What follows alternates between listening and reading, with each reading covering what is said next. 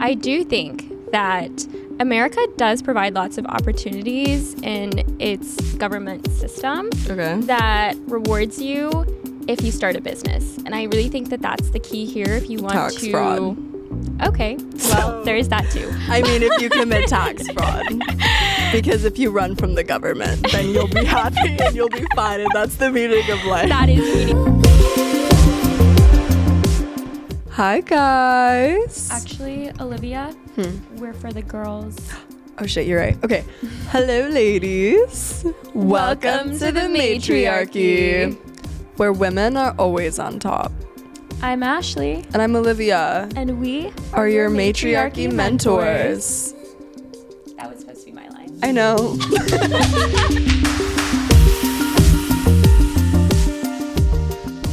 Should we just start talking about the meaning of life? Yeah. I feel like that's like such a deep question that when you're trying to get into a deep conversation with someone, like with your crush, you're like in bed together, pillow talk, what's the meaning of life? What's the meaning of life? It is so funny. Ashley and I were having deep conversation after deep conversation, and then she's like, Olivia? And I'm like, what? And she's like, what's the meaning of life? And I'm like, I don't know, bitch. Like, what do you want from me? But luckily, we did some research. I know now. We figured it out, guys. We figured it out. To tell you. This is not clickbait. Yes, we will be talking about taxes eventually. Americans in particular seem to not know the meaning of life. Yeah, after doing our research, it just seems like everyone else seems to get it except for Americans. And yeah, I'm assuming most of the people watching this are Americans. Yeah. Why you're watching this. Yes, we are here to teach you. We're going to fill you in. We are going to fill you in. For starters, we looked into different cultures and we looked into different cultures, religions, countries, beliefs, basically. To preface, I think that the meaning of life does stem from a form of wanting to find peace. So Ashley and I, when we first started looking into this, we wanted to look up different cultures and different society beliefs about what will make you happy. And what will bring you peace. Yeah, so peace, health, and happiness seems to be what everyone wants is to looking achieve. For. Yeah. We looked into Buddhism first. And Buddhism, in order to achieve peace, you need to have enlightenment or nirvana, or I don't know if those are one and the same, which basically just means an understanding of life. Once you understand life, you have, that's happy. The meaning of it. Yeah, you will find peace. Christianity, in order to find peace, you need to have faith in God's plan, which means acknowledging that you can never fully understand life. So in other words, the exact opposite. Yeah, literally completely polarizing sentences, but cool nonetheless. And then if we look into other cultures, for example, Japanese, I found this really interesting. Whenever I was living in Japan, I discovered the term ikigai, which is an Okinawan term, which is an island off of Japan. And it essentially means like having a sense of purpose or having a sense of being. Americans really like to complicate things, so they created this diagram basically explaining, I can't remember exactly the 4 circles, but it's something along the lines of something where you can make money, something where you're giving back to the world, yada, yada, yada. But after further analysis and talking to other people from Japan, I've realized that that's all bullshit. And it's actually just comes down to the little things, which is, you know, it can be something as simple as like your morning cup of coffee every day, going to grab a beer after work, going for a walk with your family. In fact, Japan is very family centered, so that's another aspect, and I think a reason why we see Japanese cultures living such long lives is because their family sticks together, which going into that is also very similar to Latin American culture. Family is very, very important in Latin culture, and it is definitely more of a collective, there's more of a sense of collectivism in Latin culture, because I feel like their sense of peace and purpose is whenever their family is close and they're kept together and they're able to provide for their family. In Latin culture, everyone wants to help one another, and you know, whether that's sending money back home to your family in their home country or watching out after them as they age. So that's one thing my mom always says. She says, "Mija, Ashley, you better not put me in a nursing home." And I'm like, okay, Mom, I promise. I'm going to do my best. That's kind of the oldest daughter's responsibility, is to watch after their parents as they age. And I think that's a really beautiful thing, because it really, you know, keeps your sense of purpose for living, because you have a family who still loves and cares about you. And I think that's really beautiful. Whereas Dude, that's so real. We see American cultures where they retire at 65, they go golf in Arizona. Bro, I didn't even know my brother loved me until I moved away. I feel that too. I feel like a lot of families start to show their love for you when you move away. Yeah, like, it's so shocking. What Ashley's is saying is so true. Like, my brother was talking to me about, and I hate to just bear all his information, but like, my brother told me that one of the main reasons that he like has a will to live and whatever is because he's like, I'm an older brother, like, I have a family, I need to like provide and be like, it feels like a sense of purpose for him. Yes. And I never even knew that. That is so true. Your brother for sure has a point, because as an eldest immigrant daughter, I feel the same kind of thing of like, he's the oldest. I need to give back to my parents because they gave so much to me growing up. That's so wild. That I feel like everything I do is literally for my mom. Like, I want to be able to give her the best life as she ages and give back to her, because she gave me an incredible childhood and supported me through all my endeavors. And I really think that that's a really important thing to have in life, and we don't see that a lot in American culture. That is so wild, because I feel like everything I do is for my cat. Like, I live and breathe to live for her. Like, I think I've cried about it so many times. She has. I've witnessed. Yes, because I'm like, big Pisces energy. Shut up. I'm like, I just want to put a roof over my cat's head. Like, I just want to like provide for her so she can live in a mansion and be happy, and or just be with me because she loves me so much, and I love her. Anyways. Okay. Let's get back to the point. Okay, so the very last culture that we looked into is North American culture, or more AKA Western culture. Okay, so Western culture, as we were looking it up on Google, it literally said, in America, they don't really search for things like peace. They search for things like safety and security. I'm like, that's your fucking problem. That's why you guys look like you're in a psych ward. That's why you guys don't care about anything. That's why you don't know the meaning of life, because you don't care about life. You care about work. And safety and security, which, if we look at Maslow's hierarchy of needs, safety and security is on the second bottom tier. Like, it's not that important. Like, it's not that high up. Yeah, and the fact that that's our main concern, our main priority, is so wild. But apparently, in order to achieve safety and security, you need a stable job and a home, which could mean a family if you so choose. But it kind of seems as though in Western culture, we have a very individualistic society, whereas Latin culture has like collectivism, meaning they care about family, they care about community, whereas we kind of like isolated success. And it seems like we kind of have a hate for others from our lack of peace and our lack of caring. Yeah, from our lack of peace, we'll just put it like that. We're a very divided country. Very divided. Like, the wealth gap is insane. Everybody, like, men hate women, women hate men, like, what Democrat, else? Republican. Yeah, Democrat, Republican. Political parties. We're just divided in so many aspects and in so many ways, and we don't search for common ground. We actually search for problems. We do. Like, we actively look for red flags. We actively find an ick. Like, we actively, like, we That's a great example. Yeah, exactly. Like, we're just haters. Like, that's our third problem, because I feel like we have a lot. Americans have such a there's this hustle culture here to work a lot and make a lot of money, because we're very capitalistic and feel a need to work and just make a ton of money. Yeah, but we also have this scarcity mindset, which is so interesting, because we supposedly are a first world country. So why are we having such a scarcity mindset? That is a very good point. If you leave the country ever and you tell someone, especially from a third world country, that you're from America, the reaction I always get is, oh my God, you're so lucky. For such an amazing country, why do we have so many problems? Maybe this is what happens to spoiled children. Yes. This is a perfect example. America is a spoiled child. Oh my God. Literally, we figured it out. We literally figured it out. Literally this on the spot. We just came up with the meaning of life. Get out of America. Yeah, it does kind of seem as though Americans are like spoiled children whose parents were always off doing something else and never tended to them. So now they don't really have any sort of emotional intelligence or any spirituality or anything. Any gratitude. Any generosity. We're very individualistic. Everything's kind of like, gotta do it yourself. People are so obsessed with like, are you a Nepo baby or are you self-made? Like, there's all these different ways to divide rich people, and there's all these different ways to divide, like, what's real success, what's not success, and blah, blah, blah. And all of it has to do with materialistic things.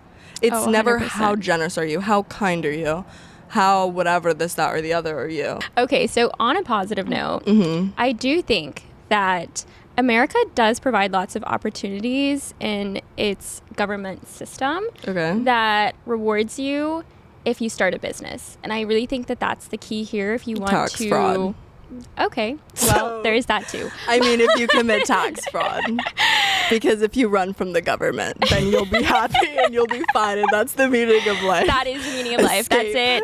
Episode's over. Escape America. Tax Mic fraud. drop. Get rich, commit tax fraud, run away to an island. IRS, this is all a joke. Do not. For legal reasons. Allegedly, you can run away, do tax fraud, commit tax fraud, live happily ever after. If we disappear at the age of 45. We faked our deaths. And we're in France. Or are we in Canada? Don't expose us. Or are we in Sweden? We are morphing. We are morphing into one being. It's the pool. It really is. We're turning into mermaids. And so many rich people don't pay taxes. And that's the secret. That is, there's a lot of secrets. We're going to share so many secrets about rich people because we've been around rich people a lot since moving to LA. I feel like we're at a zoo and they don't realize they're zoo creatures. Like, we are watching you and we're exploiting you on our podcast. And we're taking notes so we can learn too. Notes. And we're sharing them with you guys. Yeah, so you guys can learn how to be a rich man. Obviously, we're in a hot tub. That makes us qualified. There are so many loopholes that rich people know on like the back of their hand. Yeah. They either know the law really, really well, and they don't technically commit tax fraud, but they find ways in order to lessen their taxes. And if they don't do it themselves, they have an accountant do it, or they have a lawyer do it for them. And people say rich people don't spend money, but yeah, they do. They do to hire employees to do. It's just investments that they do. Every cent they spend is an investment, so they will get it back and then some. And if it's not an investment, it's a write-off. So literally, rich people write off everything. They would write off a stick of gum because they bought it on a business trip. I hope you realize that. Moving forward, I think the truth is, on that same note as rich people don't pay taxes, rich people do not make money in the same ways that poor people do. And I think that that's something rich people don't tell anyone. And I don't know if it's just because no one asks or what. I think it's interesting because this metaphor that my friend told me is brilliant. And I think it perfectly describes how rich people and poor people go about making money. Yes, the mindset. It's all in the mindset. So, for instance, this is the metaphor. Are you ready? I'm so stoked. I love this story. So, let's say you gave someone a task to go bring as much fish as they can get back. Okay. There's different ways you can go about it. You can, one, get a fishing pole. Get some bait, reel in some fish. Yeah. That's noble. Honorable, even. Very honorable, very noble, and very practical, very logical. Very logical. And that's how most people would go about trying to get their fish. Yeah. Or there's other people who think maybe one step ahead, and they're like, okay, what other resources can I get to be a little bit more efficient? Yeah. I could get a net. Yeah. I could build a sailboat.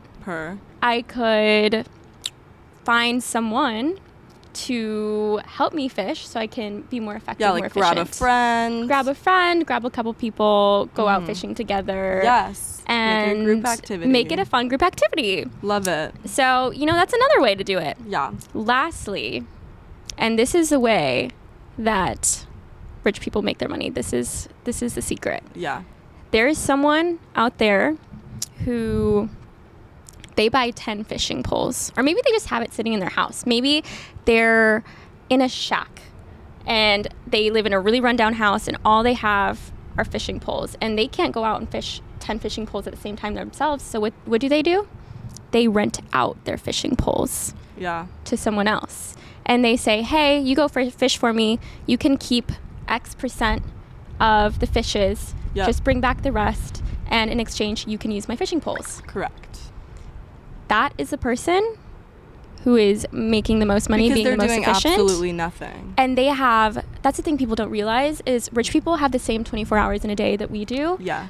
But the way they use it is so different. It's like so different. They're delegating the tasks out to other people so that they can be more efficient with their time. Yes. And make money back for themselves. Yes.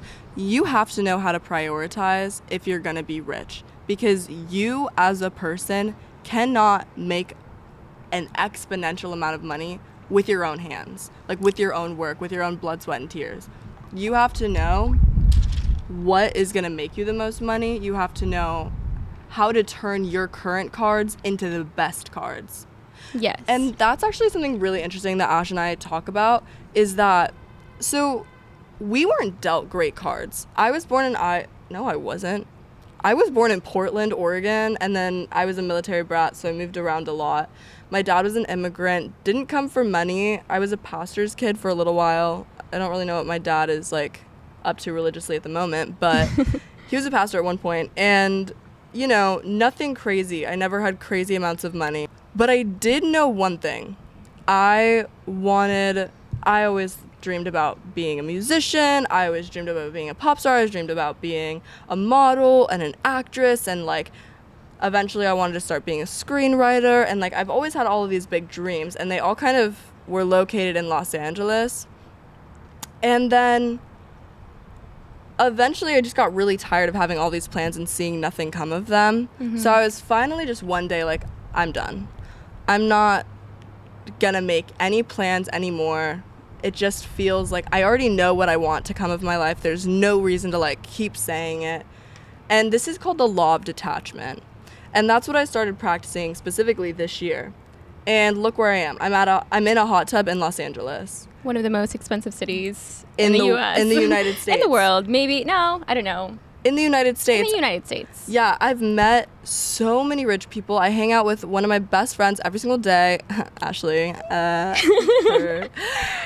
have the best time ever. We have the best time. I've met so many cool people and done so many cool things, and I like have connections, and I've networked so well.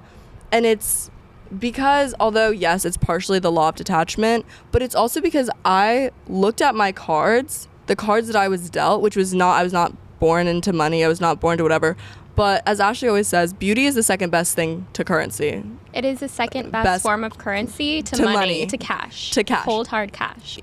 In order to also see success and to see that in fruition, you need to just find the place that is best suited for the cards that you're dealt. Yeah. So, for instance, let's say beauty isn't one of the cards you were dealt. Let's say you are really great at working on cars. You are the best of the best. You have such a great skill for it. You've done it since a young age. Mm-hmm. Go find somewhere where there's lots of car accidents and there's lots of people who need to fix their cars. And there's a lack of mechanics. AKA Miami. Yeah. Go to Miami. Lots of car accidents there. You can jack up the price. You are really good, so at least your quality, and then you can get good reviews and stuff. But look how you've turned your shitty cards into great cards, into perfect cards. People are going to look at you and be like, wow, I want that. This is the thing. There's not a difference between successful people and normal people. It's the journey and it's the strategy behind it. And also where they are in their journey as well. Yeah. And like Olivia was saying with her cards, coming from, a hometown that's I like to call flyover state. I'm a flyover state. Yeah, kind of just like, it's called mid for a reason. The Midwest. Mid. It's called mid for a reason. That is quote of the day. Midwest. It's called mid for a reason. Yeah, that's funny. So coming from the Midwest, and also having an immigrant parent who didn't have much coming into this country, but you know what? She was smart and she strategized, and she knew that she wanted her kids to be able to afford college. And college is one of the most expensive things in America. How did she do that? How did she put all of her kids into a college without having any student loans? She worked at a university, not as a professor, but in the system, so that she could get an amazing rate on tuition. And she did it the best way that she could for me.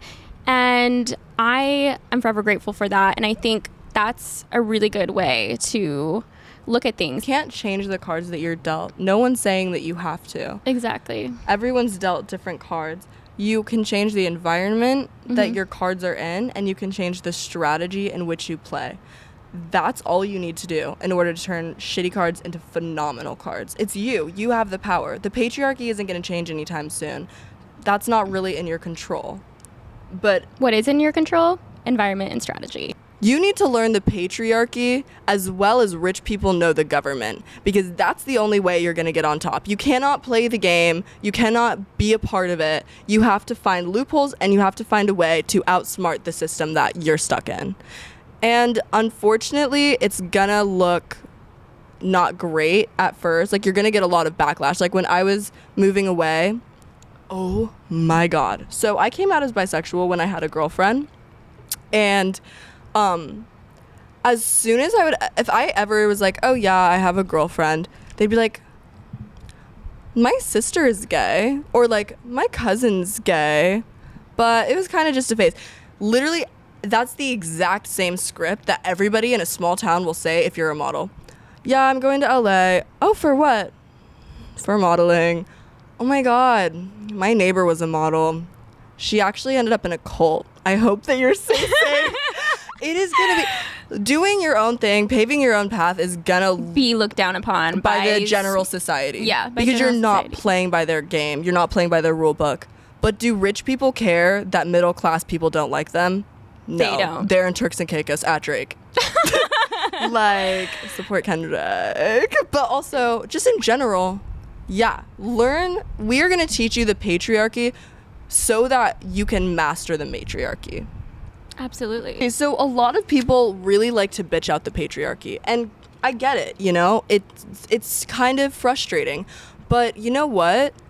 There's no one that should hate the government more than rich people, because rich people are supposed to get taxed the highest. They're supposed to be like controlled the most by the government. They're supposed to be delegated and watched over, and like the CIA and the IRS and all that shit. But yet everybody's like, we all know that the government has nothing on rich people. We all know that they find loopholes, and they have, yes, exactly. And the same thing goes for the patriarchy. As a woman, there are for sure ways that we're like oppressed and like struggling and whatever, but there are loopholes. There are loopholes. Ashley and I have found them. You can find them. You can use them. And that's what we teach here. That's what we care about. That's exactly what we teach here. That's what the meaning of life is, Ashley. To come full circle, it's to find the best way.